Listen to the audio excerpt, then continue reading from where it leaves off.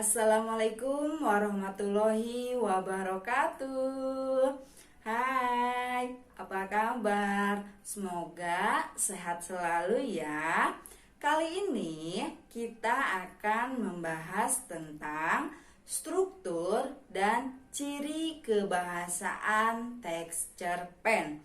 Tapi sebelum kita ke materi, bagi yang belum subscribe, jangan lupa klik tombol subscribe-nya, kemudian like videonya dan share ke teman kalian, saudara kalian, atau siapapun di luar sana yang membutuhkan materi tentang struktur dan kaidah kebahasaan teks cerpen. Kalian sudah siap menyimak pembahasan tentang struktur dan kaidah kebahasaan teks cerpen? Sama seperti teks-teks lainnya yang sudah kita bahas, teks cerpen memiliki struktur dan juga ciri kebahasaan yang berbeda. Nah, yang akan kita bahas yang pertama itu mengenai struktur teks cerpen. Struktur teks cerpen itu ada 4. Yang pertama itu ada orientasi. Apa itu orientasi? Ada yang tahu? Orientasi merupakan tahap di mana pengarang menceritakan latar yang berkaitan dengan waktu, tempat, dan suasana yang terjadi dalam sebuah cerpen, supaya sebuah cerita terlihat lebih hidup.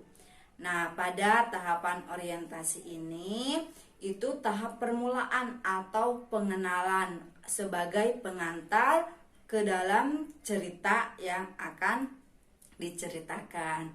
Nah, kemudian yang kedua itu ada rangkaian peristiwa.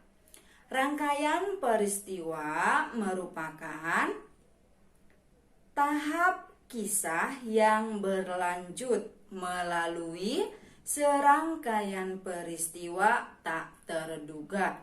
Nah, pada tahapan rangkaian peristiwa ini itu cerita sudah mulai berjalan, sudah bergulir ya. Tapi baru ada muncul 1 atau 2 permasalahan. Kemudian yang ketiga itu ada komplikasi. Apa itu komplikasi? Komplikasi merupakan urutan kejadian yang saling terhubung secara sebab akibat. Nah, pada tahap komplikasi ini berbagai macam permasalahan mulai bermunculan dan masalahnya itu sudah rumit. Nah, itu yang ada di dalam tahapan komplikasi. Dan kemudian yang terakhir, yang keempat, itu ada yang namanya resolusi. Apa itu resolusi? Resolusi merupakan tahap sebuah solusi yang menyelesaikan konflik pada tahap komplikasi. Nah, jadi pada tahap resolusi ini mulai atau adanya penyelesaian, adanya peleraian dari masalah yang terjadi pada tahap komplikasi tadi. Nah, itu merupakan struktur teks cerpen. Apa kalian sudah paham? Lanjut ke ciri kebahasaan teks cerpen. Ciri kebahasaan teks cerpen itu ada 6. Kalian tahu apa saja yang termasuk ke dalam ciri kebahasaan teks cerpen? Ya, kita bahas bersama-sama. Ciri kebahasaan teks cerpen yang pertama itu ada sudut pandang pencerita atau pengarang. Nah, sudut pandang ini bisa pengarang itu memposisikan dirinya sebagai orang pertama atau orang ketiga. Itu yang pertama.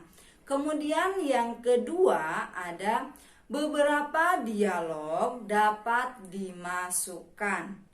Dan dialog tersebut itu menunjukkan waktu kini atau masa sekarang dan juga bisa masa lampau. Nah, jadi kalau misalnya kita pernah melihat atau kita pernah membaca sebuah cerpen.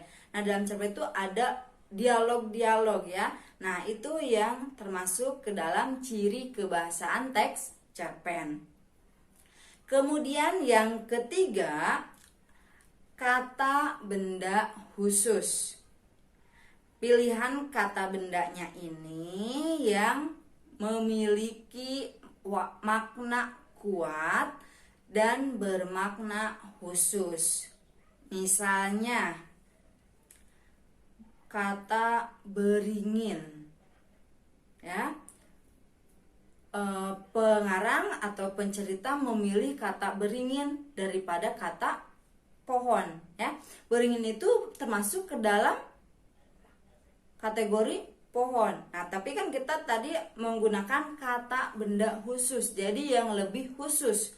Kalau misalnya pohon itu artinya luas ya, bisa pohon apa saja. Tapi kalau misalnya beringin itu sudah pasti kita tahu kalau beringin itu adalah sebuah pohon. Nah, itu yang disebut dengan kata benda khusus. Nah, kemudian yang keempat itu ada uraian deskriptif yang rinci. Nah, deskripsi ini yang digunakan untuk menggambarkan pengalaman, latar, dan juga karakter. Dan yang kelima itu ada penggunaan majas. Ada beberapa majas yang sering digunakan dalam teks cerpen. Di antaranya yang pertama itu ada majas simile atau perbandingan secara langsung. Contoh cuplikan atau sebagian cerita yang ada di dalam cerpen ya, kita buat dalam sebuah kalimat. Seekor burung pipit sedang berusaha mempertahankan nyawanya. Dia terbang bagai batu lepas dari katapel sambil menjerit sejadi-jadinya. Nah, perbandingan secara langsung. Mana kata yang merupakan majas simile? Nah, ada kata dia terbang bagai batu lepas dari katapel, ya. Nah, itu yang disebut dengan majas simile, perbandingan secara langsung. Kemudian yang kedua, majas yang digunakan itu ada majas metafora. Kalau majas metafora ini kebalikan dari majas simile. Tadi kalau majas simile itu perbandingan secara langsung. Nah, kalau metafora itu perbandingan tidak langsung atau tersembunyi.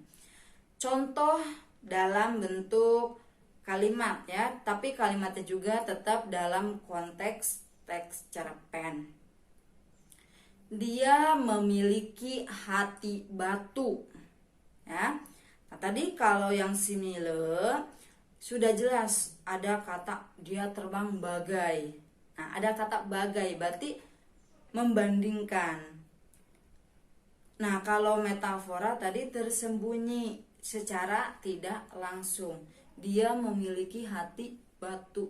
Nah, hati itu kan sebetulnya bentuknya bukan batu ya, tapi itu hanya sebuah perbandingan, membandingkan. Nah, saking kerasnya hati seseorang, maka diibaratkan hati dia memiliki hati batu. Nah, berarti hatinya itu begitu keras.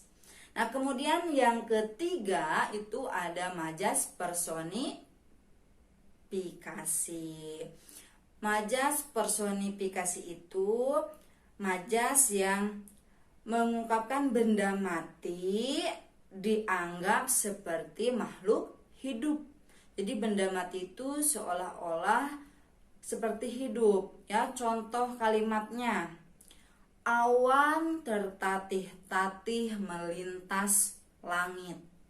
Nah, sebetulnya kan awan itu